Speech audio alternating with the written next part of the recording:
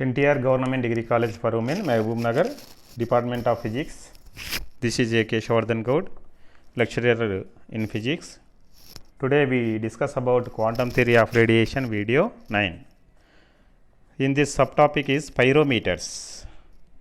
So what is the pyrometers? So definition and type of pyrometers, advantages and disadvantages of pyrometers. First of all, we discuss about pyrometer. A pyrometer is a non-contacting device that intercepts and measures thermal radiation, a process known as pyrometry. This device can be used to determine the temperature of an object surface. The word pyrometer comes from the Greek word for the fire, pyro and meter, meaning to measure. Pyrometers was originally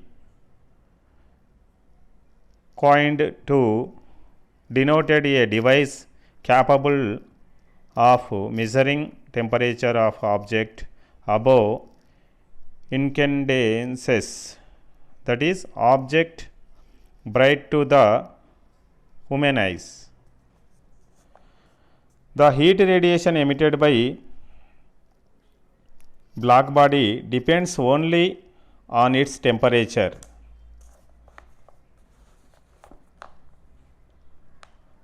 These facts can be made use of and measuring high temperature above the range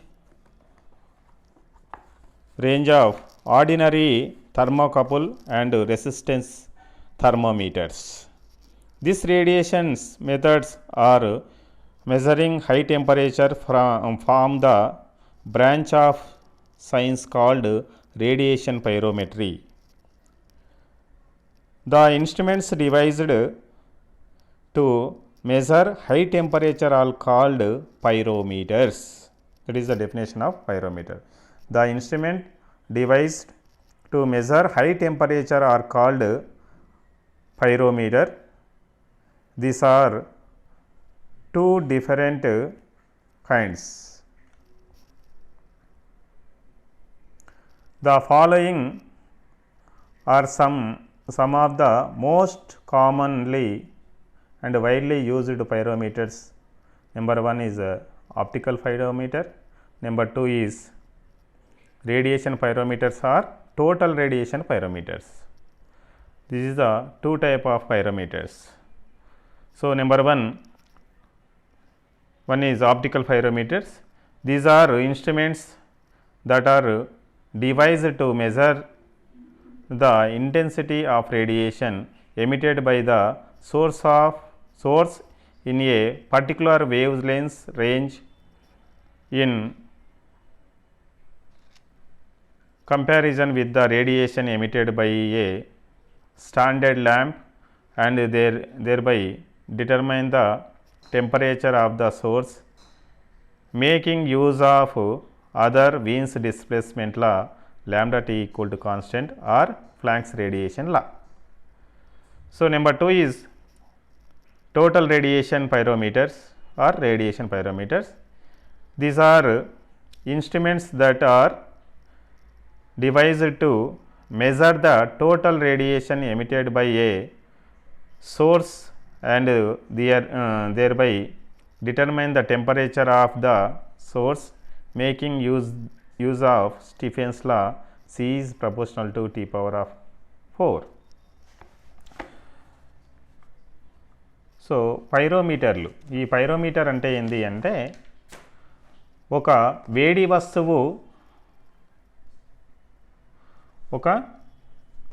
వస్తువు లేదా ఉష్ణజనకం యొక్క ఉష్ణోగ్రతను కొలిచే సాధనాన్ని మనం ఏమంటామంటే పైరోమీటర్లు అంటారు.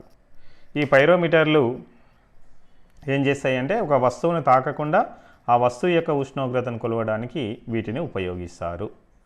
అయితే సూర్యుని లాంటి నక్షత్రాల యొక్క ఉష్ణోగ్రతను కొలవడానికి ఈ పైరోమీటర్లను ఉపయోగిస్తారు.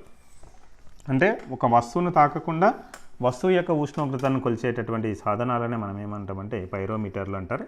ఈ పైరోమీటర్లు అనేటువంటిది అత్యధిక ఉష్ణోగ్రత కలిగినటువంటి నక్షత్రాల యొక్క ఉష్ణోగ్రతను కొలవడానికి వీటిని విరివిగా ఉపయోగిస్తారు. అయితే ఈ పైరోమీటర్లు ఏంది అంటే మళ్ళీ రెండు రకాలు. అవి ఒకటేమో దృశ్య పైరోమీటరు, రెండవది మొత్తం వికిరణ పైరోమీటర్. వీటిని ఏమంటే pyrometers are the device used to measure high temperature. అధిక ఉష్ణోగ్రతను కొలిచే పరికరాలను మనం పైరోమీటర్లు అంటారు. ఒకటేమో పూర్ణ వికిరణ పైరోమీటర్ అయితే రెండవది దృశ్య పైరోమీటర్. అయితే వీటి యొక్క లాభాల విషయానికి వస్తే పైరోమీటర్ల యొక్క లాభాలు, దీనితో ఉష్ణజనకమును తాకకుండానే దాని యొక్క ఉష్ణోగ్రతను లెక్కించవచ్చు. అంటే ఏదైనా ఒక వస్తువుని తాకకుండానే, ఏదైనా యొక్క ఉష్ణజనకాన్ని తాకకుండానే దాని యొక్క ఉష్ణోగ్రతను లెక్కించడానికి పైరోమీటర్లు ఉపయోగపడతాయి. అలానే సుదూరాలలో ఉన్న ఉష్ణజనకాల యొక్క ఉష్ణోగ్రతను లెక్కించవచ్చు. చాలా దూరంలో ఉన్న అంటే నక్షత్రాల యొక్క ఉష్ణోగ్రతను, ఎక్కువ దూరంలో మనకు కనిపించినంత దూరంలో ఉండేటటువంటి వస్తువుల యొక్క ఉష్ణజనకాల యొక్క ఉష్ణోగ్రతను కూడా ఈ పైరోమీటర్లను ఉపయోగించి కొలవచ్చు. ఇవి పైరోమీటర్ల యొక్క లాభాలు. ఇక లోపాల విషయానికి వస్తే ఏంటి అంటే 6600 కెల్విన్స్ ఉష్ణోగ్రత కన్నా తక్కువ ఉష్ణోగ్రత వద్ద ఉన్న ఉష్ణజనకాల యొక్క ఉష్ణోగ్రతను ఖచ్చితంగా లెక్కించలేము. అంటే 600 డిగ్రీస్ సెంటిగ్రేడ్స్ కన్నా తక్కువ ఉష్ణోగ్రత ఉన్న ఉష్ణజనకాల యొక్క ఉష్ణోగ్రతను ఖచ్చితంగా లెక్కించలేము. అలానే పైరోమీటర్తో లెక్కించేటటువంటి ఉష్ణోగ్రత ఉష్ణజనకం యొక్క ఉష్ణోగ్రత కన్నా తక్కువగా ఉంటుంది. అంటే ఒకటేమో ఒక లోపం ఏంది అంటే 600 డిగ్రీస్ సెంటిగ్రేడ్ ఉష్ణోగ్రత కన్నా తక్కువ ఉష్ణోగ్రత వద్ద ఉన్న ఉష్ణజనకాల యొక్క ఉష్ణోగ్రతను లెక్కించలేము.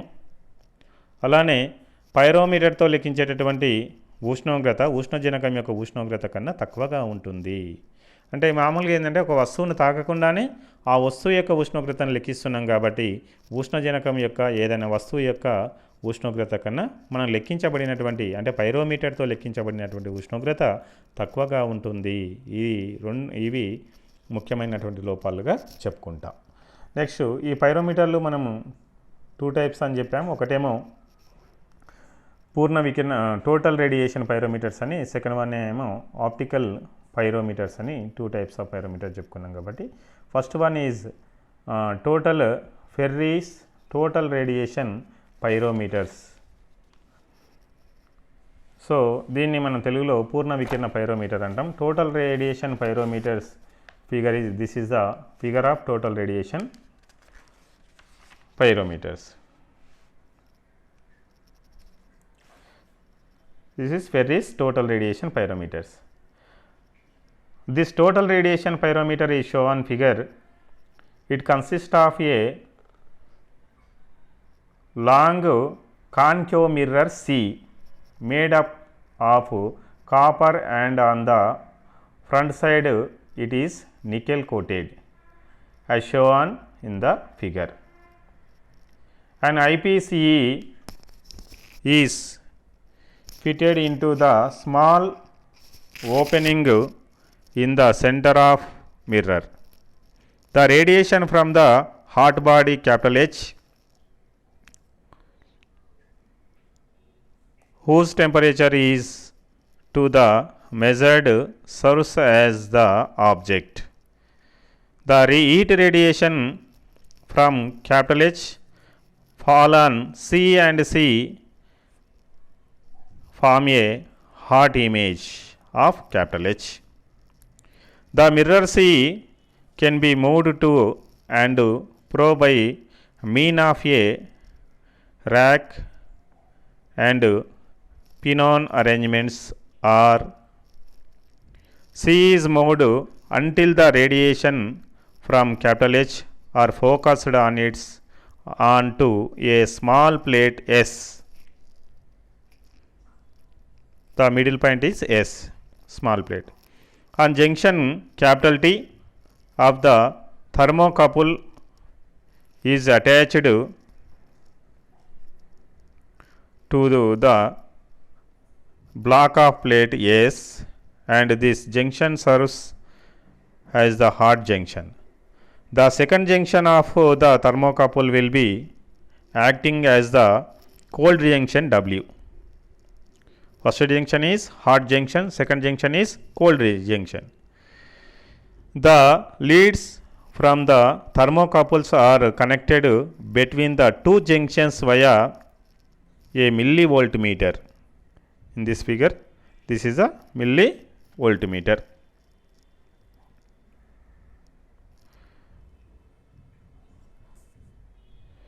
Two small semicircular mirrors M and M are placed in front of S. These mirrors are inclined to each other at 10 degrees and make an angle of 5 degrees each with horizontal. They are not joined at the end, but will be having a small opening of object 1.5 millimeters at their center, and the opening serves as diaphragm, limiting the heat rays reaching S after reflection from C. The inclined mirrors M, M and plate S are enclosed inside a small box so as to prevent any radiation from the hot body falling on them directly.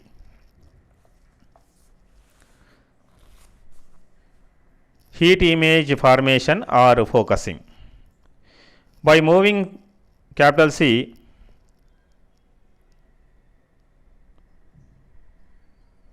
the heat rays from the hot body after reflection at C are focusing on S, which serves as the hot junction of the thermocouple. The focusing can be viewed from the eyepieces E. The images produced by the two inclined mirrors M, M helping to make the focusing precise as shown in the figure B. When the two images formed by the two mirrors overlap exactly to form a complete circle, we can be assured that the focusing is accurate. When the two halves are displaced as in figure C.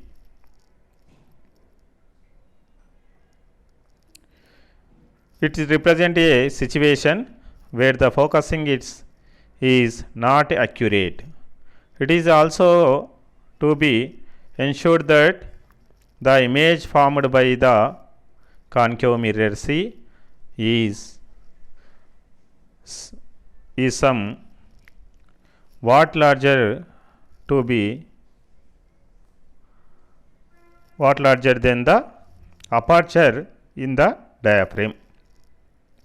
This is achieved by adjusting the distance of the pyrometer from the hot body. Only under such arrangement along we can be assured that the readings of the pyrometers are independent of its distance from the hot body.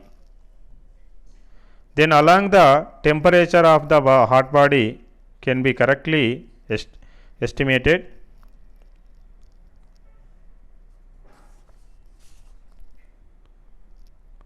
This is another figure of total radiation pyrometer.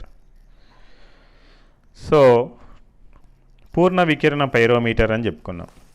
ఈ పూర్ణ వికిరణ pyrometer లేదా మొత్తం వికిరణ pyrometer అంటారు. ఈ మొత్తం వికిరణ పైరోమీటరు సాధనంలో ఒక పెద్ద పుటాకార దర్పణం ఉంటుంది.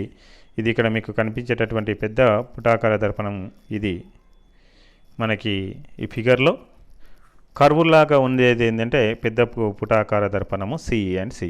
ఈ పుటాకార దర్పణం మధ్య భాగంలో ఒక దూరదర్శిని అమర్చబడి ఉంటుంది.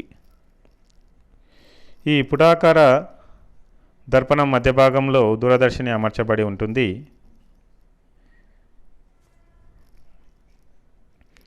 ఉష్ణజనకం నుండి ఉద్గారమయ్యేటటువంటి సమాంతర ఉష్ణ వికిరణం పుటాకార దర్పణంపై పతనం చెంది పరావర్తనమైన తర్వాత ప్రధాన నాభి వద్ద కేంద్రీకృతం అవుతుంది.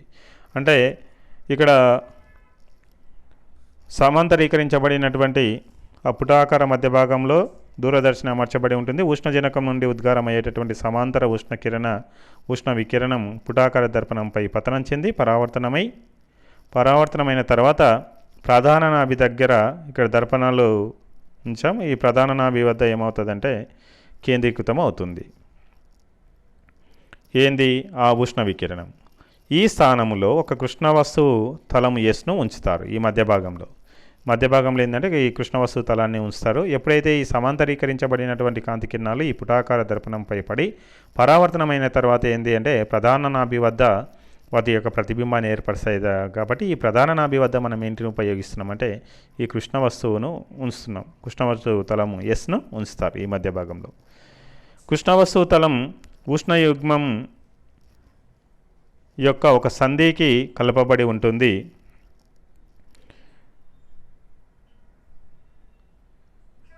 వేరొక సంధి ఒక సున్నితమైనటువంటి మిల్లీ వోల్ట్ మీటర్కు కలపబడి ఉంటుంది. ఒక సంధేమో కృష్ణవస్తువు తలము ఉష్ణయుగ్మం యొక్క ఒక సంధికి కలపబడి ఉంటుంది. వేరొక సంధి ఒక సున్నితమైనటువంటి మిల్లీ వోల్ట్ మీటర్కు కలపబడి ఉంటుంది. కృష్ణవస్తువు తలము ఎస్కు ఎదురుగా అర్ధవృత్తాకారంలో ఉండేటటువంటి 2 పలకలు ఉంచుతారు. వీటి మధ్య భాగంలో సన్నని రంధ్రం ఉంటుంది. దీని వ్యాసము 1.5 మిల్లీమీటర్ ఉంటుంది. అంటే ఈ పటంలో మనకేంది, ఈ సమాంతరీకరించబడినటువంటి ఈ కాంతి కిరణాలు ఈ పుటాకార దర్పణంపై పడి పరావర్తనమైన తర్వాత ఒక నాభి వద్ద ప్రతిబింబాన్ని ఏర్పరుస్తాయి. ఈ నాభి వద్ద మనం ఏంటి అంటే ఎస్ అనుకుంటాం. ఈ నాభి వద్ద కృష్ణవస్తువును ఉంచామనుకుంటున్నాం. ఈ కృష్ణవస్తువు యొక్క ఒక తలమేమో ఉష్ణయుగ్మానికి అనుసంధానం చేస్తాం. రెండో తలమేమో మిల్లీ వోల్ట్ మీటర్కి అనుసంధానం చేస్తాం. వీటి రెండు మధ్యలో ఏంది అంటే ఒక సన్నని రంధ్రం ఉండేటటువంటి అర్ధవృత్తాకారంలో ఉండేటటువంటి 2 పలకలను ఉంచుతారు. వీటి యొక్క వ్యాసాలు 1.5 మిల్లీమీటర్ ఉంటుంది. ఇక ఇది పనిచేయ విధానానికి వస్తే, ఇది పూర్ణ వికిరణ పైరోమీటర్ పనిచేయ విధానానికి వస్తే, సుదూరాలలో ఉండేటటువంటి ఉష్ణజనకం నుండి ఉద్గారం అవుతున్నటువంటి సమాంతర ఉష్ణ కిరణాలు పుటాకార దర్పణం వల్ల పరావర్తనం చెంది కృష్ణవస్తువు ఎస్పై కేంద్రీకృతం అవుతాయి. అంటే ఎక్కువ అనంత దూరంలో ఉండేటటువంటి నక్షత్రాల యొక్క ఉష్ణోగ్రతను లెక్కించాలంటే, లేదా సూర్యుని యొక్క ఉష్ణోగ్రతను లెక్కించాలి అంటే, సూర్యుని నుండి అంత ఎక్కువ దూరంలో ఉండేటటువంటి సూర్యుని నుండి వచ్చేటటువంటి కాంతి కిరణాలు సమాంతర కాంతి కిరణాలుగా మారి ఈ సమాంతర ఉష్ణ వికిరణాలు పుటాకార దర్పణంపై వద్ద పరావర్తనం చెంది కృష్ణవస్తువు ఎస్పై కేంద్రీకృతం అవుతాయి. ఉష్ణ వికిరణాలు ఖచ్చితంగా కేంద్రీకృతమైనప్పుడు 2 అర్ధ భాగాలు ఏకీభవించుకుంటాయి. అంటే ఇప్పుడు మనం 2 అర్ధ భాగాలు ఉంటాయన్నాం, ఒక చీలిక ఉంటుందన్నాం, దాని యొక్క వ్యాసం 1.5 మిల్లీమీటర్ అన్నాం. కాబట్టి ఈ 2 ఏమవుతాయంటే ఈ అర్ధ భాగాలు 2 ఏకీభవించుకుంటాయి. ఒక వృత్తాకార అపర్చరు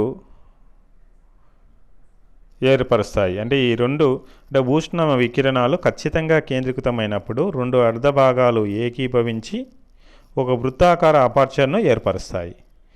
దీనిని టెలిస్కోప్ ద్వారా పరిశీలించవచ్చు. మనం టెలిస్కోప్ను అక్షి కటకం ఉంది, వస్తు కటకం ఉంది.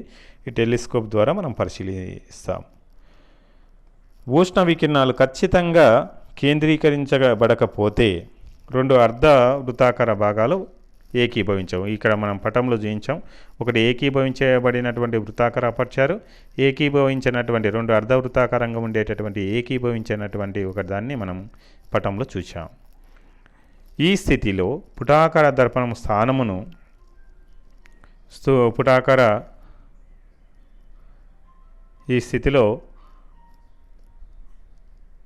పుటాకార దర్పణం స్థానమును సర్దుబాటు చేసి ఉష్ణ వికిరణం ఖచ్చితంగా కేంద్రీకృతమయ్యేటట్లు చేయవలెను.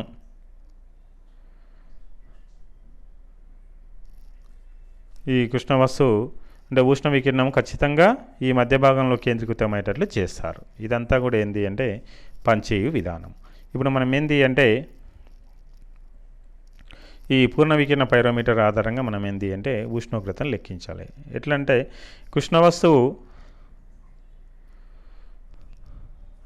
లెక్కించేటప్పుడు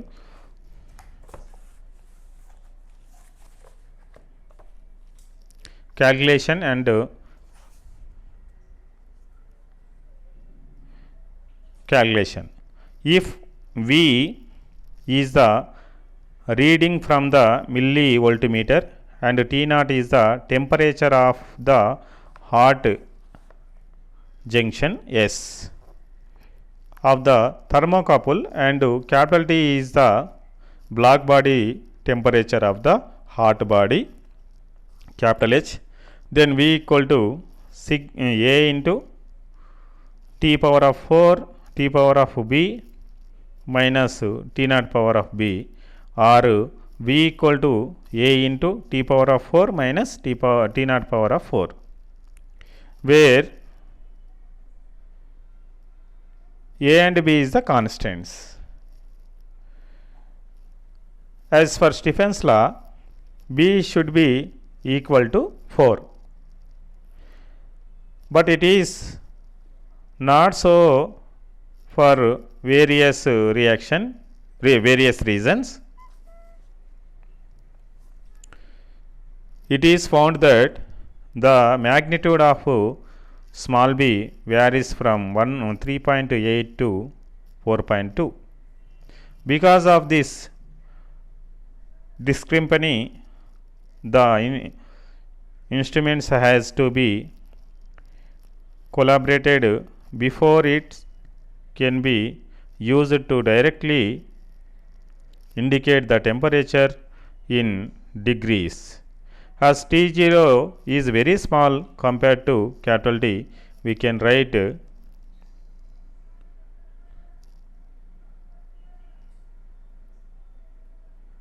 V equal to small a into T power of B. Compared to V2, V0 is very less. So, the above equation V equal to A into T power of B minus T0 power of B, T is very high to compared to T0. So, TB is very much greater than T0 power of B. So, V equal to A into T power of B.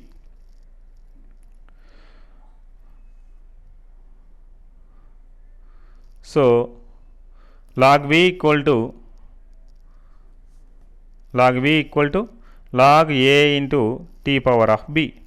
So, log V equal to log A plus log T power of B. So, log V equal to log A plus B into log T. So, log V equal to B log T plus log A.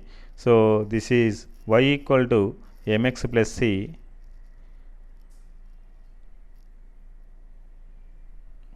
formula. So, y equal to mx plus p compared to y equal to mx plus c, log v equal to b into log t plus log a. Using several hot sources of known temperatures and measuring the voltmeter reading, we can draw a graph between log v and log t. This will be a straight line graph. From this graph, we can determine the temperature capital T of any hot body from reading of the voltmeter V. To measure very high temperature, an ingenious device called a rotating sector is employed.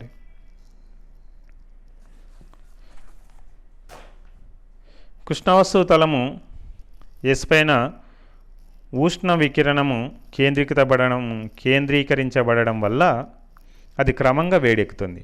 ఉష్ణయుగ్మం యొక్క సందుల మధ్య ఉష్ణోగ్రత భేదం ఏర్పడుతుంది. ఫలితంగా ఉష్ణయుగ్మంలో విద్యుచ్చాలక బలం ప్రేరేపితమవుతుంది. దీనిని milli volt మీటర్తో లెక్కించి కృష్ణ వస్తువు యొక్క ఉష్ణోగ్రతను లెక్కించవచ్చు. కృష్ణ వస్తువు పైన బాహ్య వికిరణాలు ఏవీ పతనం అవ్వకుండా దానిని 2 గోడలు ఉన్న ఒక పెట్టె బిలో ఉంచుతారు.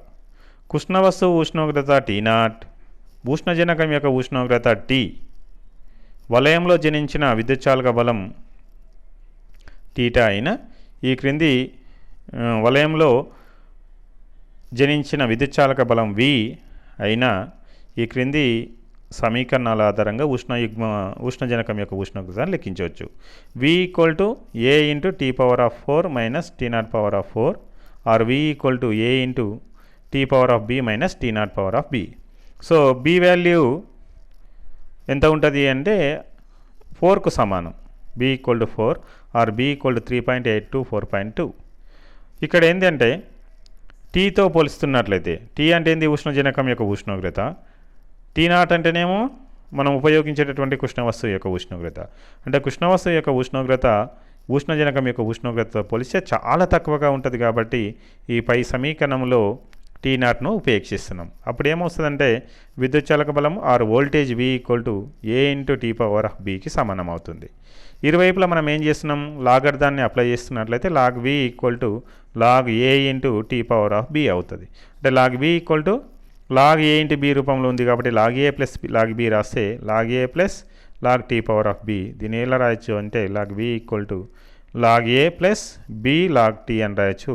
దీన్ని సింప్లిఫై చేస్తే దీన్ని కొద్దిగా మాడిఫై చేసి రాసుకుంటే ఏమవుతుందంటే log V = B log T plus log A. ఇది ఎలా ఉంటుందంటే y = mx ప్లస్ c రూపంలో ఉంది. ఇది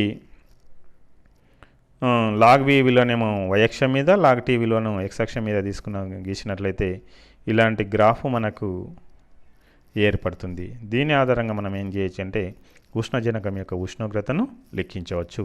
ఇది ఏది అంటే పూర్ణ వికిరణ పైరోమీటర్ లేదా టోటల్ రేడియేషన్ పైరోమీటర్.